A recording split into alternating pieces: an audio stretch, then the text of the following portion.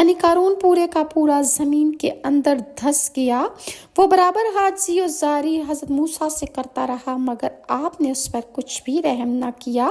اس پر خدا تعالیٰ نے بذریعہ وحی فرمایا کہ اے موسیٰ، قارون نے تم سے اتنی عاجزی و زاری کی، اگر میرے حضور میں وہ ایک بار بھی دعا کر لیتا تو میں اس کی دعا قبول کر لیتا اور اس پر رحم کرتا اور اس کو میں معاف کر دیتا۔ اس کے بعد بنی اسرائیل نے کہنا شروع کر دیا کہ موسیٰ نے قارون کو اس لیے زمین پر دھسا دیا ہے کہ موسیٰ قارون کے مال پر قبضہ کرنا چاہتے ہیں۔